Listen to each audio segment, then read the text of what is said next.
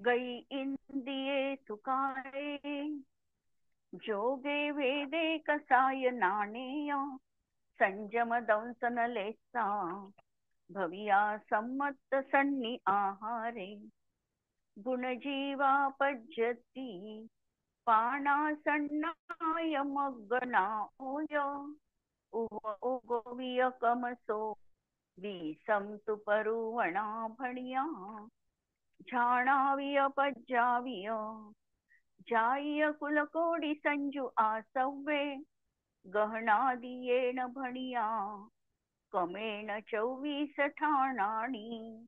अंतिम शासनाय 1008 भगवान महावीर स्वामी की जय. द्वादशांग श्रुतदेवी की जय. स्वाध्याय कक्ष संपेपर्यंत आपणा सर्वांना चतुर्विध आहाराचा त्याग असणार आहे. 24 ठाण चर्चा आपण पुस्तक बघतो आहे विज्ञानमती माताजींचं प्रश्नोत्तरी रूपाचं. आणि यामध्ये आपण प्रकरण बघतोय संज्वलन लोभाचं. संज्वलन लोभ बघत असताना आम्ही काही गोष्टी वेगळ्या तऱ्हेच्याही बघितल्या. पहिल्यांदा तर संज्वलन लोभाला उपमा दिली हळदीच्या रंगाची. हळदीचा रंग जसा वारा आणि पाऊस आणि ऊन यांच्या संपर्काने निघून जातो त्याप्रमाणे हा लोभ देखील जेव्हा अशा प्रकारचं थोडंसंही निमित्त कारण मिळतं त्यावेळेला आपोआप हा लोभ देखील नष्ट होतो. आणि हा लोभ जीवनामध्ये 10व्या गुणस्थानपर्यंत संभवनीय आहे. नंतर संज्वलन लोभ असताना प्रथमतः नो कषायांचा अभाव होऊन जातो, वेदाचाही अभाव होतो आणि शेवटी मोहनीयामधलं फक्त एकच कर्म उरतं ते म्हणजे संज्वलनचा सूक्ष्म लोभ. 9व्यापर्यंत बादर लोभ आहे. 9व्यापर्यंत कषाय देखील म्हणजे नो कषाय देखील विद्यमान आहे. सवेद भागापर्यंत वेदही आहे आणि हळूहळू क्रोधही जाईल, मानही जाईल, मायाही जाईल आणि शेवटी लोभाचा नंबर लागणार आहे. अशा तऱ्हेने याचा जाण्याचा क्रम असणार आहे.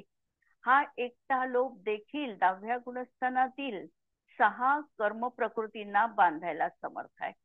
आयु आणि मोहनीय सोडून 6 कर्माचा हा लोभ बंध करू शकतो. परंतु हा सूक्ष्म लोभ स्वतःला म्हणजे मोहनीय कर्माला मात्र बांधू शकत नाही. त्याच्यामध्ये मोहनीय कर्माला बांधण्याची शक्ती नाही.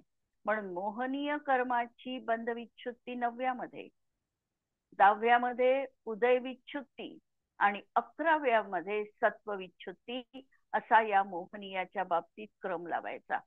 जर दर्शन मोहनीय असेल तर दर्शन मोहनीय देखील 10व्या गुणस्थानपर्यंत 11व्या गुणस्थानपर्यंत असू शकतं. मिथ्यात्व सत्तेत असू शकतं.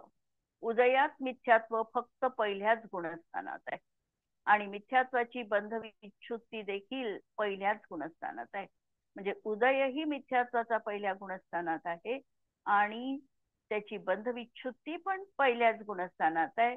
पण मोहनीयाचं अस्तित्व मात्र 11व्या गुणस्थानापर्यंत जीवाला असू शकतं. हा असा मोहनीय कर्म. आणि हे इथलं सूक्ष्म लोभ हा 6 कर्मांना बांधतो. पण 6 कर्मांना बांधत असताना आता तो क्षपक श्रेणी आरोहण करणारा जीव असेल तर या 6ही कर्माचा अत्यंत जघन्य बंध करतो. लक्षात घ्या, या 6ही कर्माचा अत्यंत जघन्य बंध करतो. आणि प्रत्येक कर्माची जघन्य स्थिती ही तत्वार्थ सूत्रामध्ये सांगितलेली आहे. वेदनीयाची जघन्य स्थिती, वेदनीय बांधतो जघन्य स्थिती घेऊन तर किती बांधतो.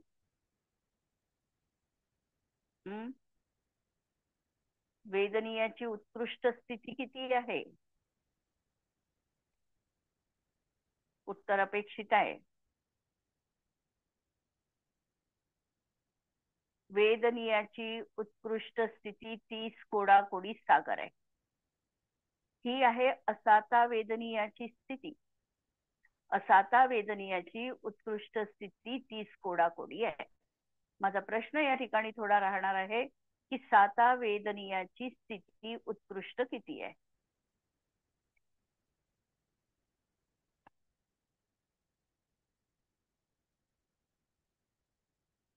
जेवढ्या काही पुण्य प्रकृती आहे, या पुण्य प्रकृतींची म्हणजे स्थिती ही पाप प्रकृतीच्या स्थितीपेक्षा अर्धी आहे. साता वेदनीयाची 30 कोडाकोडी आहे, तर साता वेदनीयाची 20 कोडाकोडीच आहे, 15 कोडाकोडीच आहे. 30च्या अर्ध 15 कोडाकोडीच आहे. जर नाम आणि गोत्र, तर नीच गोत्राची स्थिती 20 कोडाकोडी आहे, परंतु उच्च गोत्राची स्थिती ही 10 कोडाकोडी आहे.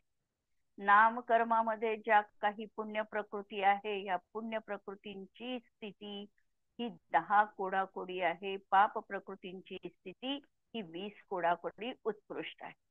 आता हा जीव जेव्हा 10व्या गुणस्थानात येऊन पोचलो, इथेही हा कर्मबंध 6 प्रकृतींना तो 6 कर्मांना तो बांधत आहे. इथे बांधत असताना आता या सगळ्या कर्माची जघन्य स्थिती आणि पुण्य प्रकृती बांधणार आहे. आता इथे बांधेल तर उच्च गोत्र बांधेल, म्हणजे असं हेच बांधेल. तो नाम बांधेल तर यश कीर्ती नाम कर्माचा बंध करेल, हे सगळं आहे. पण याचा बंध करत असताना आता हा बंध जघन्य स्थितीला घेऊन होणार आहे. क्षपक श्रेणीवाल्याला, उपशम श्रेणीवाल्याला दुप्पट असतो, पण क्षपक श्रेणीवाल्याला मात्र हा जघन्य बंध इथे संभवतो. आणि याचा जघन्य बंध आहे, वेदनीयाचा जघन्य बंध आहे 12 मुहूर्त. नाम आणि गोत्राचा आहे 8 मुहूर्त आणि बाकीच्या कर्मांचा आहे अंतर्मुहूर्त. अशा रीतीने हा जघन्य बंध या 10व्या गुणस्थानामध्ये हा जीव करतो. आणि उपशम श्रेणी आरोहण करणारा असेल तर तो 11व्या मध्ये पोहोचतो. क्षपक श्रेणी आरोहण करणारा जीव असेल तर तो 12व्या गुणस्थानामध्ये पोहोचतो. त्याला मी थोडं डिटेल वर्णन याचं अशासाठी बघितलं की आमच्या मनामध्ये हे कुठंतरी नक्की रुजायला पाहिजे की आम्हाला कर्मबंध कुठपर्यंत होतो आहे, आम्ही कर्मबंधापासून सुटका कधी प्राप्त करू शकणार आहे, ही क्लिअर स्थिती. आणि जघन्य स्थिती कधी बांधेल, उत्कृष्ट स्थिती किती बांधेल, कधी बांधेल, हेही आम्हाला समजलं पाहिजे. संक्लेश परिणामामध्ये सगळ्या कर्माची स्थिती ही तो उत्कृष्ट बांधतो. मंद परिणामामध्ये कर्माची स्थिती तो कमी बांधतो. आणि मंद परिणामामध्ये अनुभाग हा पुण्य प्रकृतीचा जास्त होतो. संक्लेश परिणामामध्ये पाप प्रकृतीचा अनुभाग जास्त पडतो. अशा रीतीने या 10व्या गुणस्थानाचं काल आम्ही थोडक्यात वर्णन बघितलं. आता या 10व्या गुणस्थानामध्ये प्रश्न नंतरचा आहे 7वा प्रश्न. संज्वलन लोभ वाले के कम से कम कितने प्राण हो सकते हैं. संज्वलन लोभामध्ये कमीत कमी किती प्राण राहतील, कमीत कमी विचारलेला आहे. त्यामुळे कमीत कमी लावताना संज्वलन लोभ आम्ही लावतो आहे 5 इंद्रिय, कायबल आणि आयु. ही अपेक्षा या ठिकाणी कमीत कमी लोभाच्या अपेक्षेने लावलेली आहे. 13व्या गुणस्थानामध्ये हे बनतं कायबल, आयु आणि 5 इंद्रिय.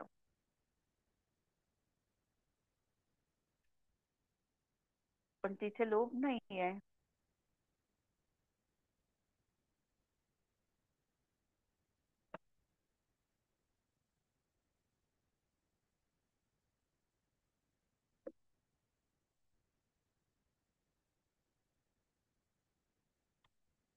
हाँ, तो है 7 प्राण आहारक मिश्र की अपेक्षा जानना चाहिए, क्योंकि संज्वलन लोभ के उदय वाले 6ठे गुणस्थान से 10वें गुणस्थान तक पाए जाते हैं. हे कमीत कमी प्राण जे राहतील ते 6व्या गुणस्थानवरती आहारक मिश्र अपेक्षेने त्यांना हे प्राण राहील. 5 इंद्रिय, कायबल आणि आयोग. संज्वलन लोभ का उदय तो 10वें गुणस्थान में होता है. फिर उनमें चारों संज्ञाएं कैसे हो सकती है.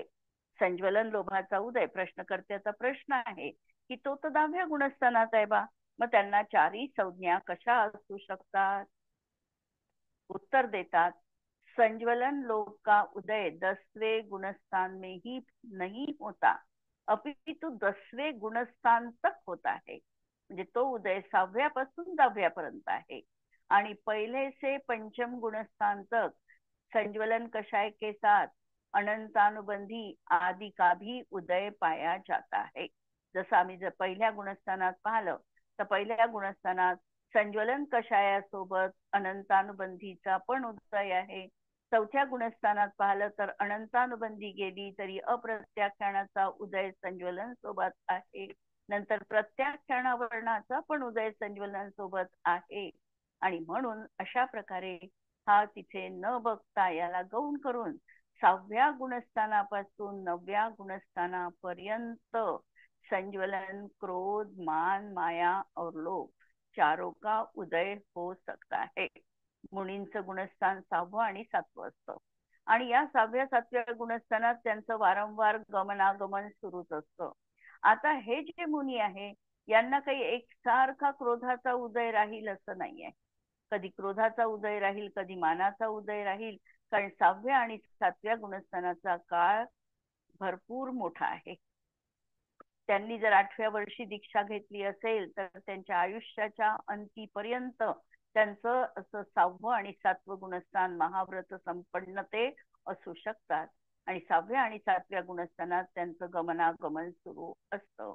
त्यामुळे या गुणस्थानामध्ये कधी क्रोधाचा उदय राहील, कधी मानाचा, कधी मायेचा किंवा कधी लोभाचा उदय असू शकतो 6व्या गुणस्थानात 7व्या गुणस्थानाच्या अपेक्षेने. आणि इसीलिए जो संज्वलन लोभ वाले 6ठे गुणस्थान में स्थित है उनके आहार आदि चारों संज्ञाएं पाई जाती है. इसी प्रकार शेष संज्ञाएं भी जानना चाहिए. 6व्या गुणस्थानात आहे तर 4ही प्रकारच्या संज्ञा आहे. आणि हा जीव 7व्यामध्ये जेव्हा स्थित आहे तेव्हा आहार संज्ञेचा अभाव झाला. श्रेणी आरोहण केली या जीवानी तर अनुक्रमाने भय मैथून गेलं. परंतु संज्वलन लोभ जोपर्यंत आहे तोपर्यंत परिग्रह संज्ञा असलीच पाहिजे किंवा आहेच. प्रश्न, संज्वलन लोभ में कौन सी संज्ञा का अभाव नहीं हो सकता? नहीं हो सकता. आताच आपण जसं बघितलं कोणत्या परिग्रह संज्ञेचा अभाव होऊ शकत नाही. कारण संज्वलन लोभ कषाय वालों के परिग्रह संज्ञा का अभाव नहीं हो सकता क्योंकि कषाय के रहते हुए वांछाओं का अभाव नहीं हो सकता. जरी त्या ठिकाणी स्थूल रूपाने कोणत्याही तऱ्हेचा परिग्रह त्यांच्या जीवनात नाही तरीही जोपर्यंत लोभाचा उदय आहे, लोभ कषायाचा उदय आहे तोपर्यंत पर्यायी मध्ये लोभ भाव विद्यमान आहे. परंतु हा नवीन बंधाला कारणीभूत नाही, पण पर्यायी मध्ये व्यक्त अव्यक्त रूपात बहुधा अव्यक्त रूपातच हा भाव त्या ठिकाणी असणार आहे. आणि म्हणून त्या अपेक्षेने त्याला परिग्रह संज्ञा मांडली गेलेली आहे. पुढचा प्रश्न, क्या धर्म ध्यान से रहित संज्वलन लोभ वाले भी होते हैं? धर्म ध्यानाने रहित संज्वलन लोभ वाले असू शकतात का? तर असू शकतात. जेव्हा शुक्ल ध्यान असतात. हा, आता श्रेणी आरोहण करत आहे 10व्या गुणस्थानात तो जीव आहे सूक्ष्म लोभवाला, तर त्याला त्या ठिकाणी काय राहणार आहे? धर्मध्यान राहणार नाही. किंवा 8व्या गुणस्थानापासूनच आपण म्हणू शकतो की त्यांना आता धर्मध्यान नाही आहे. एका वेळी एका जीवाला एकच ध्यान आहे. आणि नाना जीवांच्या अपेक्षेने जरी आम्ही बघितलं तरी काही आचार्यांचं मत आम्ही थोडं बाजूला ठेवलं तर बहुतांश आचार्यांनी 8व्या गुणस्थानापासून शुक्ल ध्यानच मांडलेला आहे. श्रेणी आरोहण केली याचा अर्थ शुक्ल ध्यानाची सुरुवात आहे. म्हणून पहिल्यांदा पृथक्व वितर्क असं ध्यान त्या ठिकाणी असणार आहे. म्हणून धर्मध्यान रहित देखील ते असू शकतात. म्हणून धर्मध्यान से रहित संज्वलन लोभ वाले भी होते हैं. जिन 6ठे गुणस्थान वालों के आर्त ध्यान होते हैं, 6व्या गुणस्थानात निदान सोडून बाकीची 3 आर्त ध्यान आहे उनके धर्म ध्यान नहीं होते. कारण एका वेळेला एका जीवाला एकच ध्यान राहील. जर त्यांना अर्थ ध्यान सुरू आहे तर त्यांना त्या समयामध्ये धर्म ध्यान राहणार नाही. आणि अष्टम गुणस्थान से 10वें गुणस्थान तक मुनिराज धर्म ध्यान से रहित होते हैं, अर्थात प्रथम शुक्ल ध्यान वाले होते हैं. अथवा सप्तम गुणस्थान से दसवे गुणस्थानवरती मुनिराज धर्मध्यानी ही होते है. दुसऱ्या आचार्यांचं मत त्यांनी इथे व्यक्त केलं की काहींनी त्या ठिकाणी धर्मध्यानच मांडलेलं आहे. प्रश्न, क्या ऐसे कोई संज्वलन लोभ कषाय वाले हैं जिनके आर्त ध्यान नहीं हो? आर्त ध्यान असणार नाही असे कोणी आहे का संज्वलन लोभामधले? सातव्या गुणस्थानापासून सातव्या पण गुणस्थानापासून 10 पर्यंत त्यांना आता आर्त ध्यान राहणार नाही. 7व्यापासून 10व्यापर्यंतचे जे काही मुनिराज असतील त्यांना संज्वलन लोभाचा तर उदय असू शकतो, परंतु आर्त ध्यान मात्र असणार नाही, कारण आता 6व्यापर्यंतच आर्त ध्यान मांडलेलं आहे, पुढे मात्र आर्त ध्यान नाही. संज्वलन लोभ वालों के कम से कम कितने आश्रव के प्रत्यय होते हैं? कमीत कमी आश्रवाचे प्रत्यय लावायचे, त्यामुळे हा जीव 10व्या गुणस्थान वरती लावावा लागतो. किती प्रत्यय राहतील आश्रवाचे? मिथ्यात्व राहणार नाही, अविरती राहणार नाही, एक कषाय कषाय आणि योग आहे 4 आणि 4 8 आणि 9 योग राहतील. बरोबर. म्हणून 9 योग आणि 1 कषाय असे मिळून कमीत कमी त्यांना 10 आश्रवाचे प्रत्यय राहतील. अशा प्रकारे आपण हे संज्वलन लोभाच्या बाबतीत आपण हे बघितलं. आता पुढची तालिका आपल्याला बघायची आहे. यावर कुणाला काही प्रश्न आहे संज्वलन चतुष्काबद्दल? ठीक आहे, पुढे जाऊ. हास्यादी 4 नो कषाय. आता या ठिकाणी जे लावलेले आहे हास्यादी 4च लावलेले आहे. म्हणजे आम्ही या ठिकाणी काय बाजूला केलेला आहे? वेद काढून टाकला, कारण वेद आधीच लावलेले आहे आपण 3ही वेद, त्याच्यामुळे वेद मार्गणा आपण इथे लावलेली नाही. आणि दुसरं याच्यामधलं आम्ही कमी केलं अरती आणि शोक. अरती आणि शोक याचं कारण एक तर ह्या विरोधी जोड्या आहे. हास्य आणि रती असेल तर अरती आणि शोक नाही आहे. आणि जेव्हा आम्ही लोभानंतर हे बघतोय कषायांचं स्थान, त्यावेळेला अरती आणि शोक हे 6व्याच गुणस्थानात त्याची बंधविच्छुत्ती झाली आहे. पुढे 4च कषाय उरलेले आहे आणि त्यामुळे इथे हास्यादी 4 नो कषायच लावलेले आहे. अरती आणि शोक भय लावलाय, ते स्वतंत्र लावलाय. स्वतंत्र लावलाय. भय आणि जुगुप्सा स्वतंत्र लावलेली आहे आणि इथे 4 लावलेले आहे. हास्यादी 4.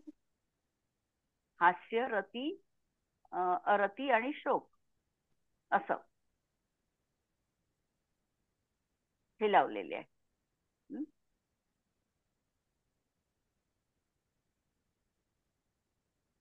हास्य, रती, अरती आणि शोक. भय जुगुप्सा स्वतंत्र लावली आहे. वेद आता आपण पहिले पाहिलेच आहे, म्हणजे इथे लावलेच आहे अरती आणि शोक. मला वाटलं काढले का, काढले नाहीये, इथे लावलेले आहे. आता हास्यादी 4 नो कषाय. आता हास्य कोणत्या जीवांना हास्य असू शकतं? हसणारे जीव कोण आहे? ज्यांना हास्य आहे, रती आहे, अरती आहे किंवा शोक आहे, असे जीव कोण असू शकतील? मला वाटते सैनी पंचेंद्रिय असतील. चौधनी पंचेंद्रिय. बाकीचे आता स्थावर काही जीव नाही राहणार. सगळ्यांना ह्या कषायांचा उदय आहे. यापैकी सगळ्या कषायांचा उदय ह्या जीवांना आहे, नो कषायांचा. आणि त्यामुळे हे जीव 4ही गतीमध्ये, आम्हाला वाटतं नरक गतीमध्ये काय ते हसू शकतात का? हसू नाही शकत. म्हणजे असं आनंदाने हसू नाही शकणार, परंतु एखादा समय त्यांच्याही जीवनात असा आहे की ज्या वेळेला हास्य आणि रतीचा उदय आहे. तिर्यंच्यांच्याही जीवनात एकेंद्रियापासून याचा उदय आहे. त्यामुळे हे कषाय जीवनात आहेत. नसतील तर कोणते नसतील? आम्ही उदयाची जोडी बघितली होती, मोहनियाच्या उदयकूट. उदयकुटामध्ये आम्ही काय काढलेलं होतं? आम्ही भय जुगुप्सा राहील नाही राहणार त्याला काढलं होतं. कुणाकुणाला भयही राहणार नाही आणि जुगुप्साही राहणार नाही. वेद तीन शोक. पैकी एक राहीलच. आणि हास्य आणि रती या दोन पैकी एक जोडी असतेच, युगल असतच. एक तर हास्यरतीचा उदय असेल किंवा अरती शोकचा उदय असेल. म्हणून हे आम्ही आठवतंय ना कूट मोहनियाचं, तर हो. याच्यामध्ये आपण ते लावलेलं आहे. त्याच्यामुळे प्रत्येक जीवाला हे अशा प्रकारचे नोकशाय राहणार नाही, तर त्याला भय आणि जिगुप्सा तिथे शून्य राहू शकते. की एखाद्याला भयचाही उदय नाहीये आणि जिगुप्साचाही उदय नाहीये, पण याचा मात्र उदय त्या जीवांना असणारच आहे. एक वेदाचा उदय असणारच आहे. आणि कषायांमध्ये 16 कषायांपैकी एकाचा कषायाचा उदय असेल. क्रोध असेल तर 4ही प्रकारचा क्रोध, अशा प्रकारचं त्या ठिकाणी असणार आहे. म्हणून गती लावताना या ठिकाणी गती लावायची आहे आम्हाला. किती गती लावायची आहे? 4ही गती लावा लावायची आहे. लागतील.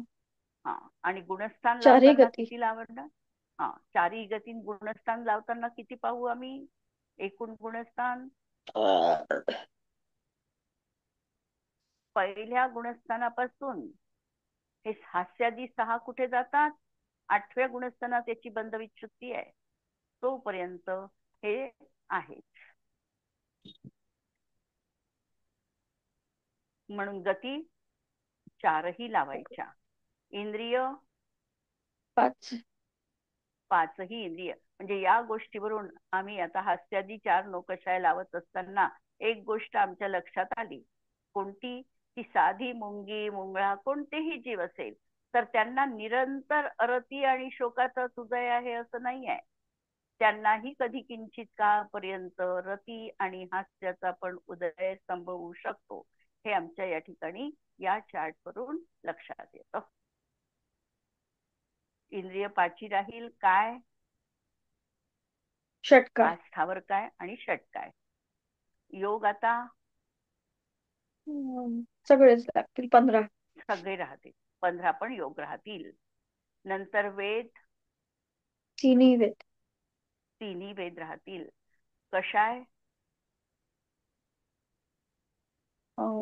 आता इथे स्वकीय घ्यावं लागेल. आता स्वकीय नाही घेतलं त्यांनी. 16 कषाय घेतले, 3 वेद घेतले, हास्य रती भय आणि जुगुप्सा असे कषाय घेतले. आणि हास्य आणि रती घेतली म्हणून अरती आणि शोक नाही लावला. म्हणून या ठिकाणी असे 23 कषाय लावले. याच्यामध्ये अरती आणि शोक काढला आणि बाकीचे 23 कषाय लावले. ज्ञान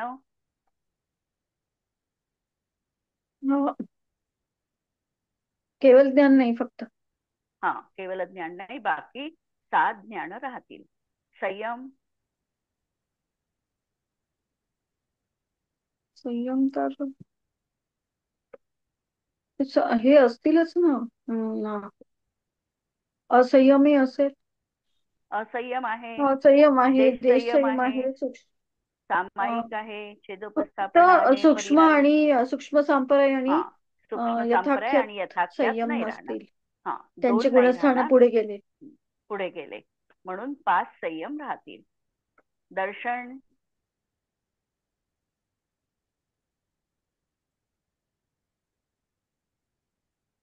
चक्षु आणि अवधी 3 दर्शन राहतील. लेशा सगळ्या सगळ्या राहील. 6 पण. भव्य दोन्ही असतील. दोन्ही आहे. भव्य अभव्य दोन्ही आहे. सम्यक्त्व सम्यक तर सगळेच असतील. सगळे आहे. मिथ्यात्व पण आहे, सासाधन पण आहे, मिश्र पण आहे. सगळे 6ही सम्यक्त्व त्यांना आहे. इव्हन प्रथमोपशम पण आहे आणि द्वितीयोपशम पण आहे, असू शकतं. म्हणून उपशमाचे पण दोन्ही भेद आहे. संज्ञी दोन्ही संज्ञी असो दोन्ही आहे. गुणस्थान 8 पर्यंत 8 पहिल्यापासून 8व्या पर्यंत. जीव समास सगळेच असतील ना. 19 ते सगळे 19. लावावे लागतात. 19च्या 19. पर्याप्ती सहा साई. पर्याप्ती. साही पर्याप्ती. प्राण. आता अपेक्षेने लावतील 10 प्राणापर्यंत. 10 प्राणापर्यंत अपेक्षेने लावायला आता माहिती आहे हे आपल्याला. संज्ञा. 4. चारही संज्ञा आहेत. 4. चारही 4. आहे. उपयोग. काय मध्येच होते काय नाही ते. 7 ज्ञान उपयोग आणि चालतच 3 नाही. दर्शन उपयोग. नाही येत आहे स्टील क्लिअर झालं आवाज. एकदम. नेटचा प्रॉब्लेम आहे 7 का ज्ञान काय? उपयोग आणि 3 दर्शन उपयोग. ध्यान. आता पहिल्यापासून 8व्यापर्यंत लावायचे आहे गुणस्थान. त्यामुळे आर्त रौद्र धर्माचे 4ही आणि शुक्ल ध्यान एक शुक्ल ध्यान. म्हणजे असे एकूण 13 ध्यान राहतील. आश्रव. मुख्यापासून सगळेच आहे. सगळेच राहतील. फक्त हास्य आणि रती घेतल्यामुळे रती आणि शोक नाही राहणार. कारण हास्यादी 4 घेतले की नाही. हास्य, रती, नंतर भय, जुगुप्सा. पण भय जुगुप्सा स्वतंत्र पण लावलेला आहे. पण आता हास्य रती घेतलं म्हणून अरती आणि शोक नाही लावले. 2 काढले. जाती. सर्व 84 लाख. आणि कुल पूर्णच 199 करोड कुल. 4 गती संबंधी. आणि आता भाव लावायचे याच्यामध्ये. भाव कसे लावाल? औपशमिक भाव दोन्ही असेल. क्षायिक भाव 2. क्षायिक मधले पण 2. क्षायोपशमिक. क्षायोपशमिक मध्ये आता 4 ज्ञान लागतात.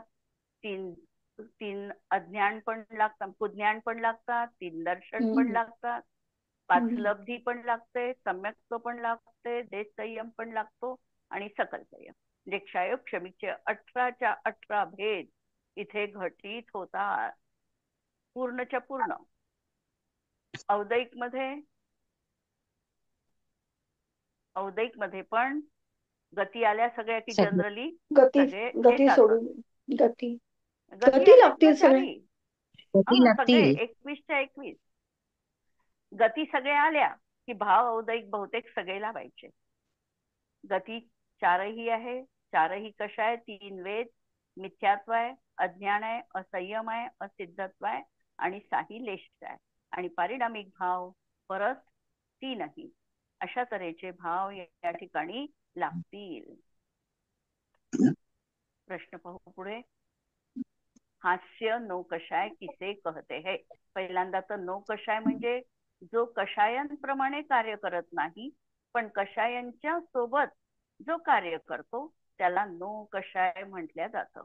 आता हास्य नो कषाय तर ज्या कर्माचा उदय असताना अनेक प्रकारचा परिहास उत्पन्न होतो व हास्य कर्म है किंवा ज्याच्या उदयात हसू येते त्याला हास्य कर्म म्हणतात.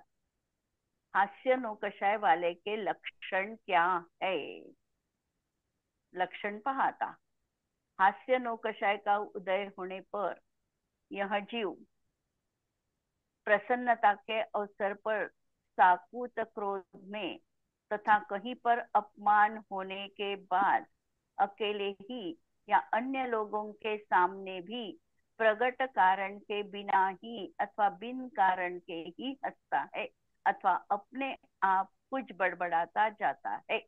जे हास्य नौकशाचा उदय असताना जीव प्रसन्नतेचा अवसर आहे आणि अशा प्रकारे थोडासा क्रोध पण दिसतो आहे. पण क्रोध दिसत असताना किंवा एखाद्याने अपमान केला तरी आपण काय म्हणतो, त्यांनी हसी मजाक मध्ये तो सगळा अपमान गिळून टाकला आणि चेहऱ्यावरची प्रसन्नता त्याच्या ढळली नाही, तो क्रोधित झाला नाही. म्हणजे त्याच्या अंतःकरणामध्ये अशा प्रकारे भाव असतानाही वरवर पाहता हास्याचा उदय असल्यामुळे तो त्यांनी हास्यामध्ये परिवर्तित केला किंवा त्या ठिकाणी तो प्रगट होऊ दिला नाही. अशा प्रकारचा हा हास्य नौकशायाचं लक्षण सांगितलं. रती नौकशाय किसे कहते है. रती ज्या कर्माचा उदय असताना द्रव्य क्षेत्र काल भाव में राग उत्पन्न होता है उसे रति संज्ञा है। जिसके उदय से देशादि में उत्सुकता होती है वह रती है। कोणत्या एखाद्या क्षेत्राप्रती किंवा द्रव्याप्रती किंवा कालाप्रती जर काही अनुराग जीवनात येत असेल, एखाद्या क्षेत्राबद्दल आपल्याला अनुराग असतो, तर हा त्या ठिकाणी रती कषायाचा उदय समजायचा। किंवा एखाद्या वस्तूबद्दल आसक्ती निर्माण होते, हाही रती कर्माचा उदय आहे। किंवा मनोहर वस्तु में परम प्रीति को रति कहते हैं। रति नो कषाय वालों के लक्षण क्या है? जब किसी जीव के रति नो कषाय का उदय होता है तो उसे उन दुष्ट लोगों से ही प्रीति होती है जो पाप कर्मों के करने में ही सदा लगे रहते हैं, अथवा जिनके कर्मों का परिणाम कुफल प्राप्ति ही होती है तथा निष्कर्ष शुद्ध अहित ही होता है।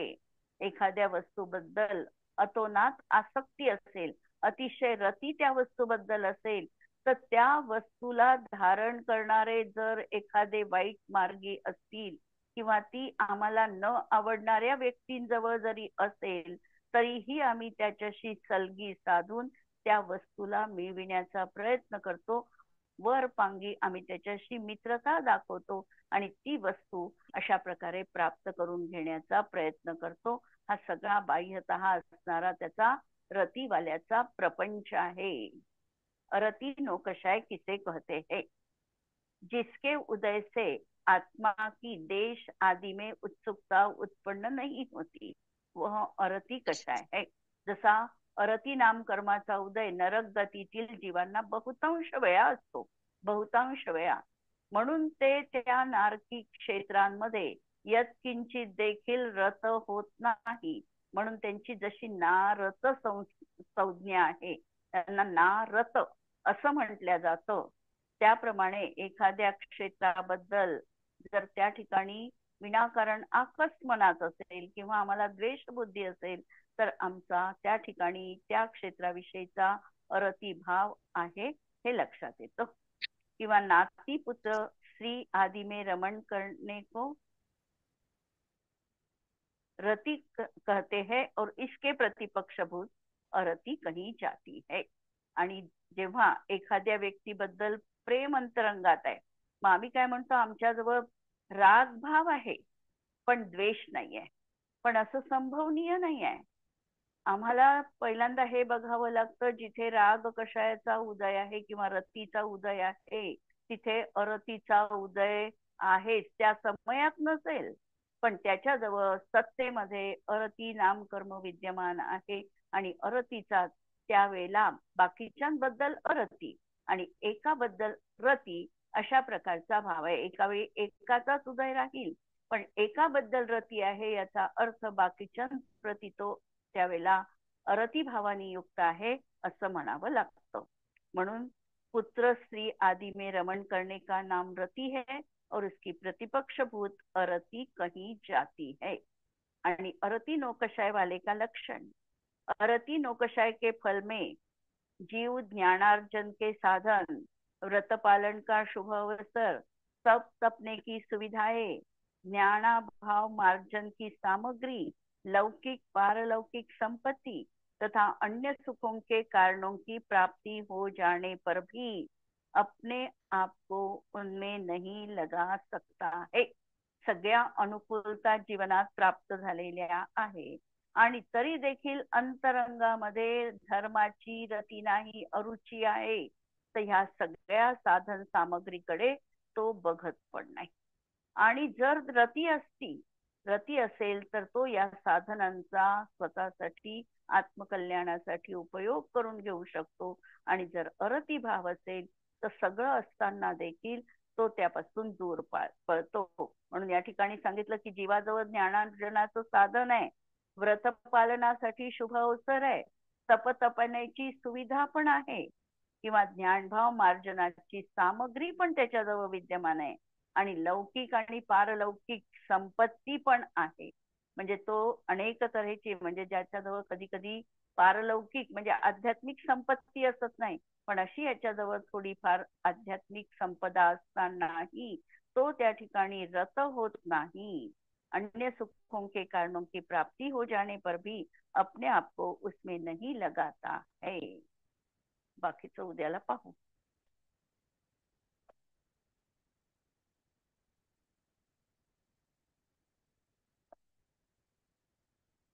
स्याद्वादनय षट्द्रव्य गुण पर्याय और प्रमाण का, जड़ कर्म चेतन बंध का अरु कर्म के अवसान का, कह कर स्वरूप यथार्थ जग का, जो किया उपकार है, उसके लिए जिनवाणी माँ को वंदना शत बार है, वंदना शत बार है. नमो अरिहंताणम, नमो सिद्धाणम, नमो आयर्याणम, नमो वज्रायाणम, नमो लोये सव्वसाहुणम. सर्वांना जय जिनेंद्र.